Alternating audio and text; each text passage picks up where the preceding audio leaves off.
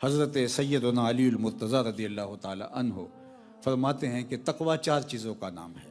الخوف من الجلیل، سب سے پہلے اللہ کا خوف۔ اگر آپ کے اور میرے سینے میں یہ اتر رہا ہے تو سمجھو تقوی ہماری روحوں میں اتر رہا ہے۔ اور دوسری بات فرمائی والعمل بالتنزیل، کہ قرآن پر عمل نصیب ہو جائے۔ اور یہ تقوی ہے کہ جب انسان اللہ سے ڈرے گا تو پھر اس کو راضی کرنے کی کوشش کرے گا۔ تو اللہ کو راضی کیسے کرے گا؟ اس کا طریقہ وہی اختیار کرے گا جو اس نے ہمیں بتایا ہے کہ مجھے راضی کرنا چاہتے ہو تو یوں کرو۔ یہ کتاب ہے تمہارے سامنے، اس کے مطابق عمل کرتے چلے جاؤ۔ سیکھنا ہے اس کتاب پر عمل کو تو تمہارے سامنے رسول رحمت کی ذات رکھی ہے۔ حضور کی چوکھٹ پہ آؤ اور سیکھو کس طرح کتاب پہ عمل کیا جاتا ہے۔ تیسری چیز فرمایا والقناع بالقلیل، تھوڑے رزق پر قناعت، تھوڑی چیزوں پر قناعت سیکھ جاؤ تو سمجھو کہ یہ تقوی کا نور نصیب ہو گیا۔ اللہ اگر زیادہ مال دے دے تو اس کو بھی راہ خدا میں خرچ کرو۔ اگر اللہ نے تمہیں زیادہ دے دیا ہے، تمہاری ضرورت سے زیادہ، تو مالک بن کے نہ بیٹھ جاؤ، امین بن کے بیٹھنا۔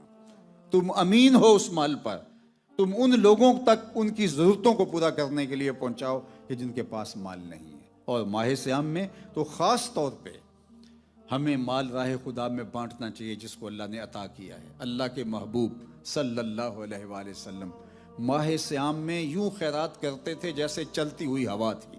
ان کا دست کرم تو پہلے ہی کشادہ تھا، لیکن حضور کی سخاوت فزوں تر ہو جاتی اور چلتی ہوئی ہوا کی طرح حضور خیرات فرمایا کرتے تھے۔ تو ماہ صیام میں ہم نے اپنی ہمسائیگی میں دیکھنا ہے۔ حضور نے ارشاد فرمایا مجھے ہمسایوں کے بارے میں اس طرح تاکید کی گئی کہ مجھے لگا کہ کہیں ہمسایہ وراثت میں حقدار نہ ٹھہرا دیا جائے۔ اور ہمسایہ وہ نہیں ہوتا جس کی دیوار آپ کی دیوار کے ساتھ ہو، 40 گھروں تک ہمسائیگی ہوتی ہے۔ اور اگر ہم اسلام کے اس نظام کو سمجھ لیں جو ہمسائیگی کے حقوق اور ہمسائیگی کے خیال اور ہمسائیگی کے لحاظ کے بارے میں ہمیں ارشاد کیے ہیں، تو ایک صالح معاشرت تشکیل پائے۔ قیامت کے دن سب سے پہلا سوال نماز کا ہوگا، آپ نے سنا ہے نا؟ سب سے پہلا فیصلہ قتل کا ہوگا، یہ بھی آپ نے سنا ہے۔ اور قیامت کے دن سب سے پہلے رب سے جو شکایت لگائے گا وہ ہمسایہ ہوگا۔ اگر کسی نے ہمسائے کو تکلیف دی ہوگی، اس کو دکھ دیا ہوگا، قیامت کے دن رب کے ہاں شکایت سب سے پہلے ہمسایہ لگائے گا۔ تو اگر ہم اس نظام کو سمجھ لیں جو شریعت نے ہمیں دیا ہے تو سب سے پہلے اپنے ہمسایوں کو دیکھو۔ ہمیں تو یہ بتایا گیا ہے کہ اگر ہمسایہ بھوکا سو جائے تو ہماری 40 دن نماز قبول نہیں ہوتی۔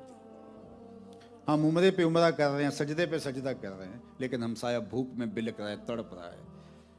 تو اپنی ہمسائیگی کا خیال رکھیں، پھر اپنے رشتہ داروں کا خیال رکھیں کہ رشتہ داروں میں اگر کوئی کمزور ہے، رمضان میں سحری افطاری کا بھی اس کے پاس سامان نہیں ہے، تو آپ اس کی ضرورت کو پورا کریں اگر اللہ نے آپ کو اس کی صلاحیت دی۔ آپ کو امین بنایا ہے، مالک بن کے نہ بیٹھ جائیں۔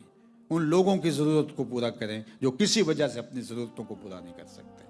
تو فرمایا کہ اگر دولت زیادہ ہو تو پھر تو راہ خدا میں بانٹو، اور اگر کم ہے تو فرمایا تھوڑے پہ راضی ہو جاؤ۔